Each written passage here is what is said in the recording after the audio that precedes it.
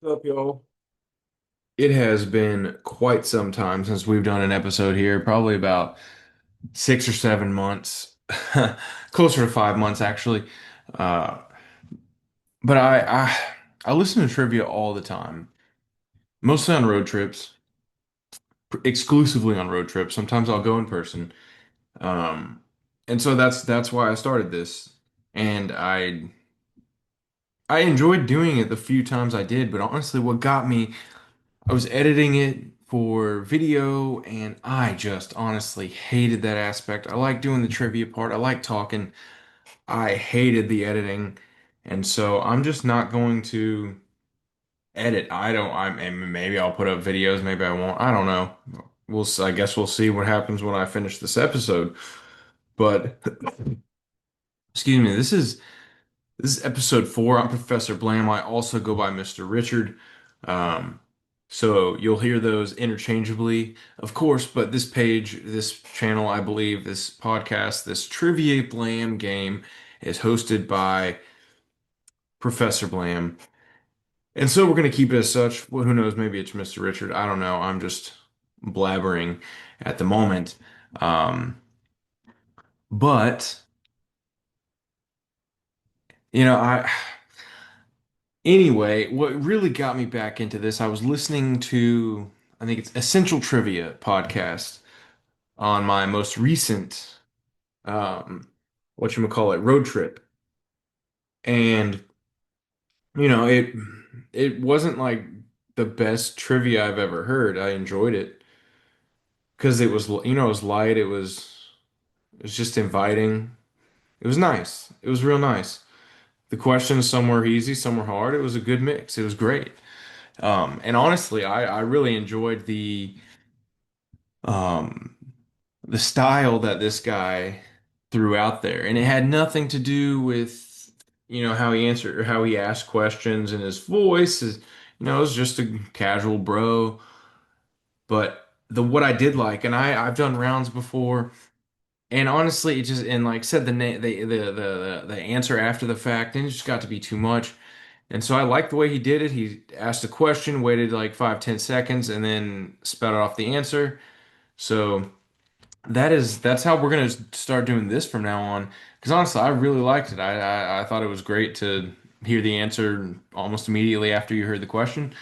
So I'm gonna ask a question. I'll probably ask it twice, maybe blabber off on some tangent. I love doing tangents. You'll even find that in my writings as well. But I love tangents. I love speaking on things that pop into my head. And sometimes things will. Sometimes there might be silence between an answer and question, and that's just the way the cookie crumbles. So, but we're not gonna just have a set number of questions. I'm gonna have three different values, I believe. If it'll load, yes, three different values on a number wheel. So each episode will either consist of 8, 13, or 21 questions, all three numbers. Why those three random numbers? Fun fact, they're not actually random. All three of those numbers are on the Fibonacci sequence, and I thought 5 questions would not be enough. 34 is far too many, so 8, 13, and 21 are a very proper mix. Um, and I normally spin the wheel for elimination, but in this case, I'm just going to spin it one time. First number that pops up, bada bing, bada boom. That's how many questions we're doing this episode. Uh, and I'm going to spin another wheel for what each question is worth in points. I've put on there the Fibonacci sequence up to 233. So whatever number it lands on, if you get it correct, that's how many points you get. However, if you get it wrong, that's also how many points you're going to lose. So yes, this game does have consequences. Obviously, there's no mortal consequences because you're not going to die if you answer the questions wrong, unless that's the rules in your game. Please do not kill over my trivia questions. That is very undesirable. Very undesirable indeed. However, let's move on. Let's move on from that. Sorry if you're thinking this is a little long-winded before starting. This is because I'm getting back into it and reintroducing myself in the game, the new rules, the new set up the new style that we're going with. Excusez-moi. Normally we'll just rip on and get straight into it. So here we go. Let's spin the wheel. Let's see how many questions we're playing with. My goodness, it is running slow today. Oh no. All right, looks like we're ripping 21 questions. Okay, it's gonna be a longer episode. All right, the first question is worth. Oh, we got a heavy hitter right out the gate, 233 points, the max point value. And now, mind you, the point value has absolutely nothing to do with the difficulty of the question. Okay, it might be easy question, it might be hard question. It has absolutely nothing to do with the difficulty of the question. All right, so let's get right into it. Number one, which artist? And by the way, these questions are general knowledge; they have nothing to do with each other, more than likely. Question one. Which artist painted the Persistence of Memory, famous for its melting clocks? If you've ever seen this painting, I believe these melting clocks are folded over tree branches and out and about across the cracking deserty ground. I don't know, it's been a while since I've seen it. Uh, so once again, which artist painted the Persistence of Memory, famous for its melting clocks? That would be, now here comes the answer. Obviously, my timing is who knows. The answer to question number one is Salvador Dali. Salvador Dali.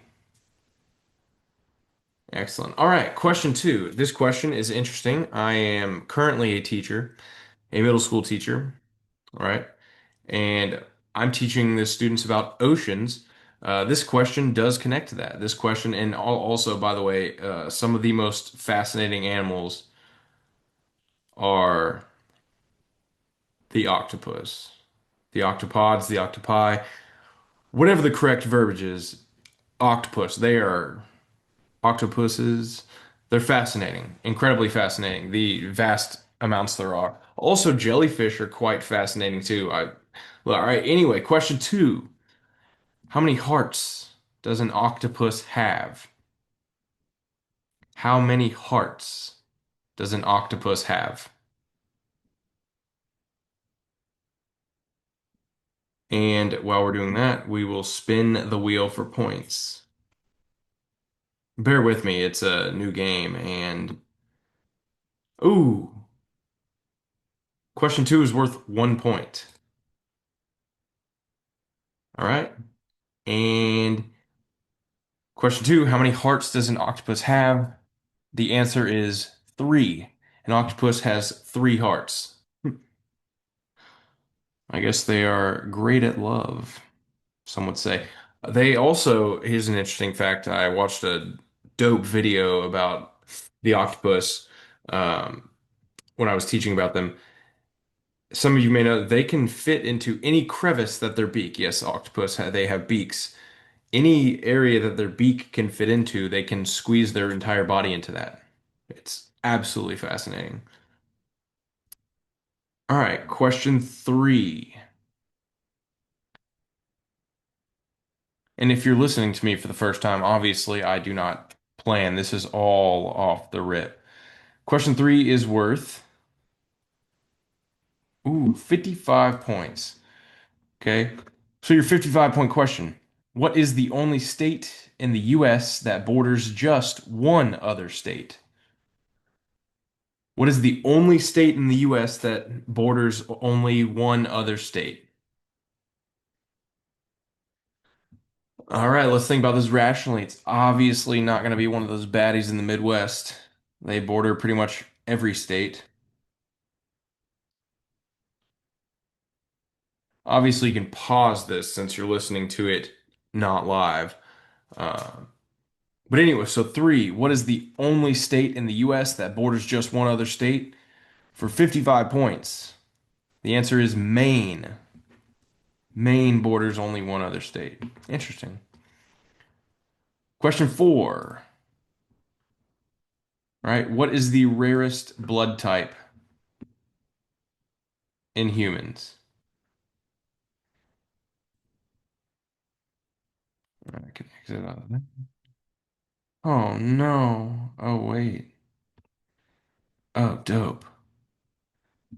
Okay, this is excellent. Got me a little split view now. Oh, heck yeah. Dope. Okay. Cool, cool. All right, dope. Question four. What is the rarest blood type in humans? The types are labeled by letters and whatnot. If you're a nurse or something along those lines, you probably know this, but the rarest blood type in humans is AB negative for 55 points. All right, question five. Which animal is known to have the most powerful bite force in the world? This question is worth 2 points. All right, I will say this. It's I was at Magic Kingdom. Check that. I keep saying that. I was at Animal Kingdom the other day. We did the safari ride. This is not the answer they gave. I'm curious the distinction because what I'm looking at now is different from what I recall.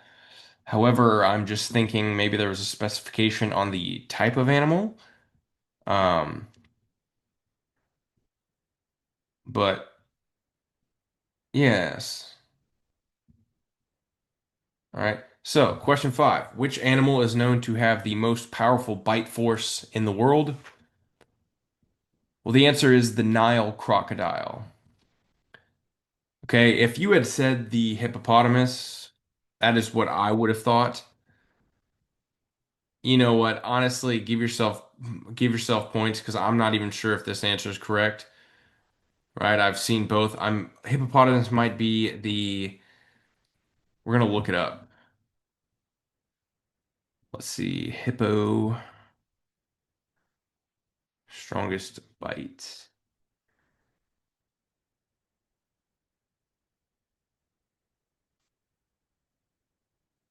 Um,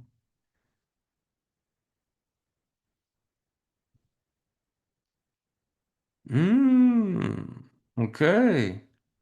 Oh, hippo's bite is the strongest among large herbivores. There we go. There we go. Okay. So the answer is the Nile crocodile. If you said hippos, then you can mark that incorrect actually. All right. Now, question six. This is a super easy question. Anyone who has any type of travel knowledge or anything should know this. So we're going to give you hardly any time. And this question just happens to be worth 144 points. Okay. In which city would you find the Eiffel Tower? Okay, the answer to question six, which city would you find the Eiffel Tower, is Paris, France. Oh. Oh, wah, wah. This next one, reminds me of a French position as well. Interesting. Ooh, this one is worth 233 points. We got another heavy hitter here. All right, question seven. What is the chemical symbol for gold? All right, think about any stereotypical New Jersey or New York accent in any movie ever when they're catcalling someone or just calling someone.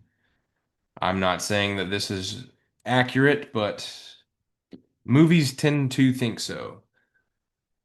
But this is on the periodic table, so if you know anything of science, then you're good to go. All right, what is the chemical symbol for gold? That would be AU. AU. All right, number eight. What was the first toy to ever be advertised on television?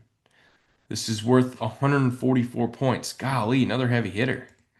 All right, for 144 points, what was the first toy to ever be advertised on television? speaking of essential trivia, this question was actually on his one of the episodes I listened to. Um, it is not what I thought. I thought it would be the slinky or the hula hoop.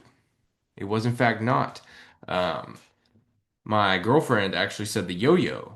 But fun fact about the yo-yo, unless my source is incorrect, which who knows, the last time I saw anything about the yo-yo is that it was created as a hand-to-hand combat weapon in, I believe, World War One. So interesting if a fact. Also interesting if not a fact. All right, number eight. What was the first toy to ever be advertised on television? For 144 points, that would be Mr. Potato Head. Mr. Potato Head. Oh, I still find that fascinating. Can you just imagine you're a kid on and you're a kid watching TV and then all of a sudden this toy comes up and it's just this plastic potato people are just sticking pieces into and you're just like, "Oh my. Oh, oh mama, I need that. I need that toy right now." And they go out and buy it and then all of a sudden it's like the hottest selling it's selling like hotcakes. It's selling like tater tots. I love tater tots. Tater tots are so good. All right, moving on. Number nine. Interesting. What is the world's oldest continuously inhabited city? This one is very much worth the points that it just is gay connected to. It is 233 points. Okay. What is the world's oldest continuously inhabited city? All right. I don't know if that just means one person has lived there, like one person has continuously lived there, not the same person, obviously, or a certain amount of people. I have no idea.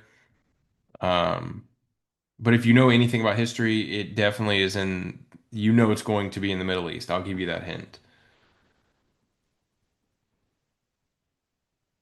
Um, all right, number nine. What is the world's oldest continuously inhabited city for 233 points? The answer is Damascus, Syria. Damascus, Syria. Interesting.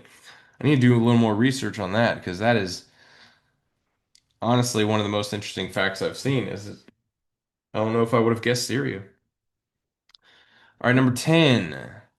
How many elements are currently on the periodic table? This is worth 8 points. I love science, but I'm not much of a periodic table guy. Um, but we'll get to the answer.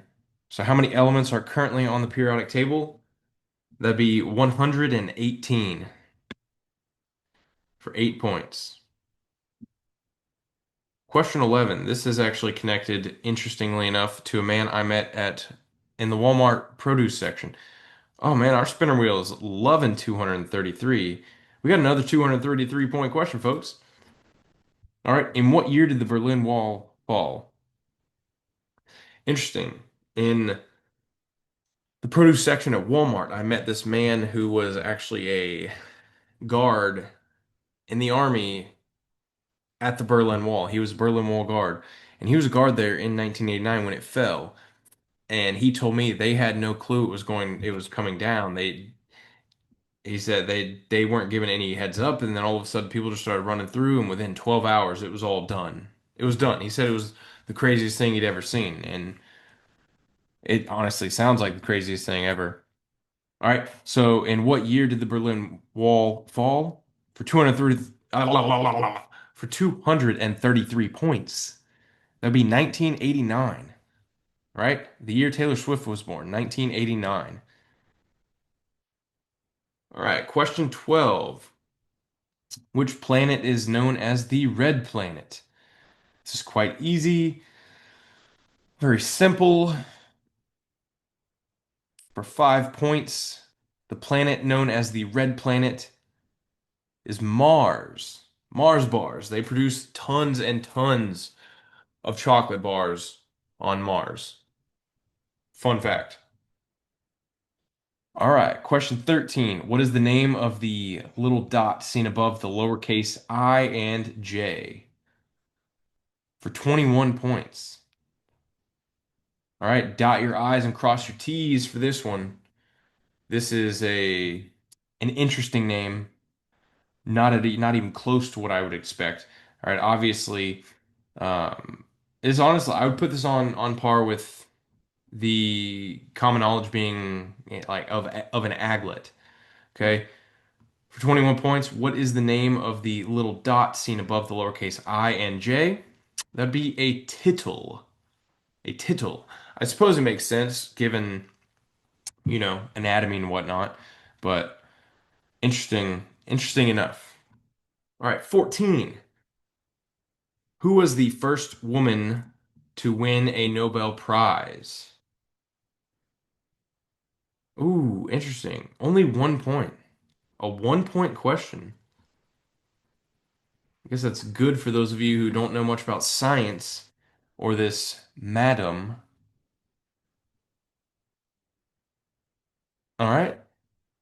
The first woman to win a Nobel Prize was Madame Marie Curie. I don't know much of what she did. I used to know, but she has since slipped my mind. It is very unnoble of me. That's terrible. That was so bad. I'm sorry.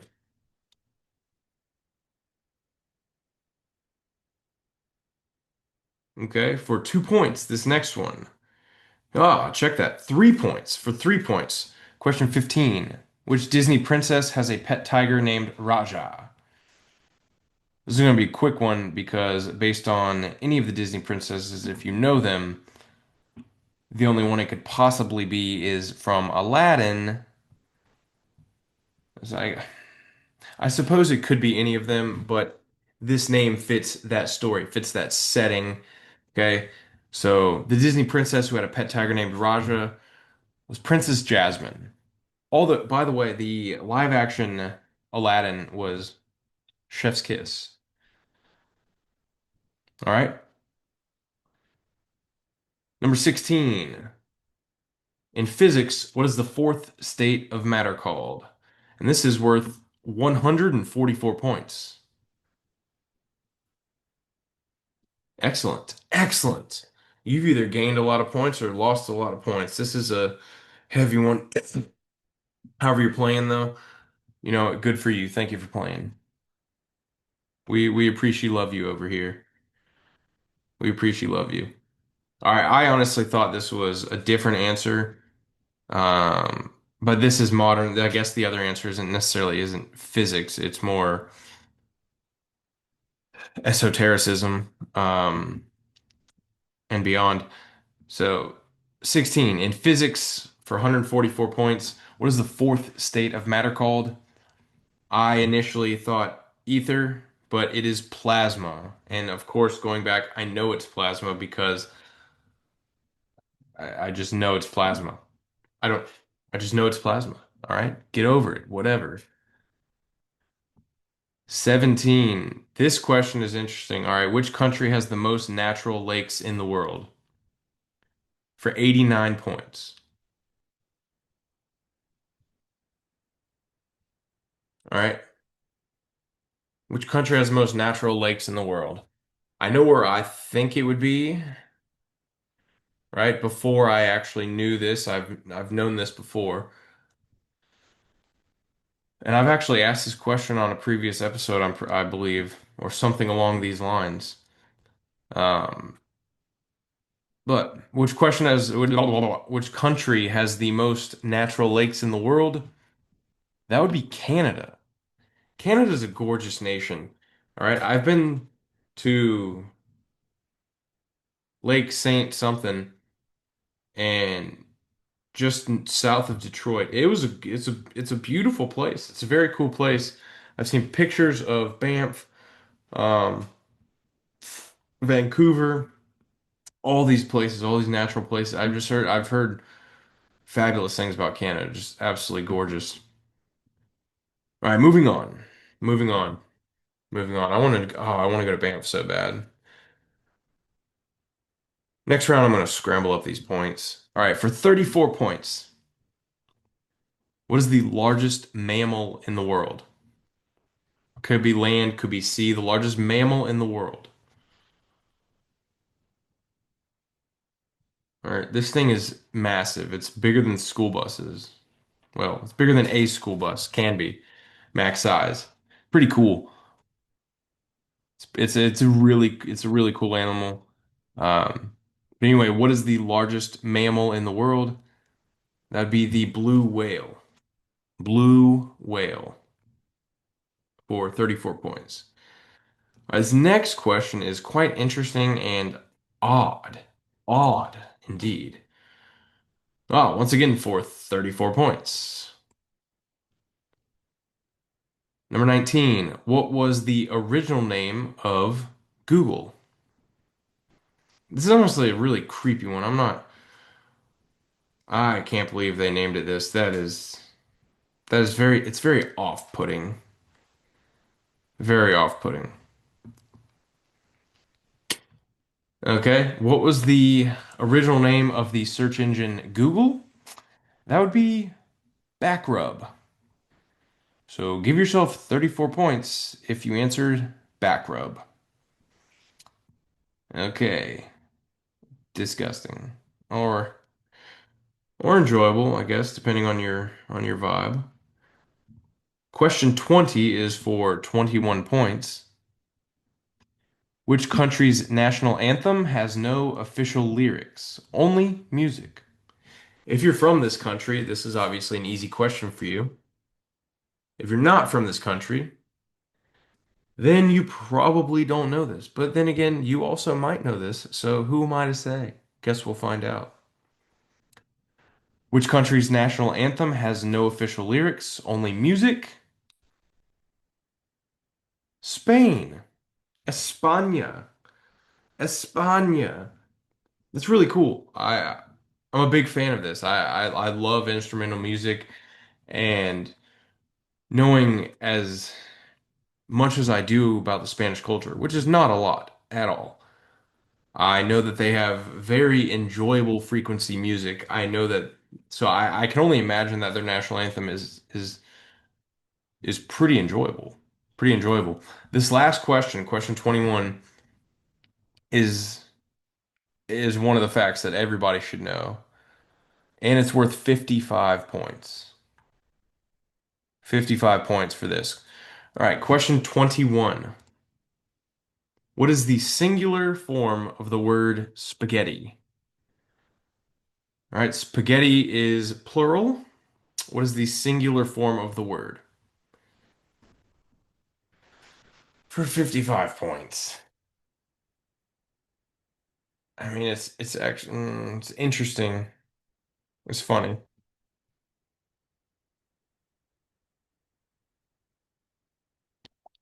All right. For 55 points, the last question. What is the singular form of the word spaghetti? Well, that would be spaghetto. Spaghetto is singular for the word spaghetti. Well, add up all your points, subtract all your points that you got wrong. All right, do that, don't do that. Who cares? It's your game. I'm just providing the questions. Hopefully, we all had a good time. This has been episode 4. I'm Professor Blam. I'm going to put, I'm also Mr. Richard. I'm going to put my email down in the description. Um, I'm also going to put a couple links in there to connect you to some of my other stuff if you're intrigued. If not, no worries. Disregard. Also, if you want to buy me a cup of coffee, by all means, click down there, throw a couple schmeckles my way. If not, no worries. Once again, we're doing this just for fun. But yeah, if you liked it, click like, subscribe, all that jazz. Follow. I don't really know the lingo, but we have a good time. We're gonna keep on doing this now because I'm not gonna edit it. I really hate editing. I don't edit my books. I don't edit. I hate editing. So we're just not gonna do it. We're just not gonna do it. We're just gonna rip these epis and post them because that's the most authentic. And I didn't even edit anything out. I just was putting answers on the screen so you could like follow, and it just got to be tedious and it took too long. And this is the fun part. That was the stupid part. Not stupid. It could be good, but I'm rambling now. I'm rambling. All right, backing off.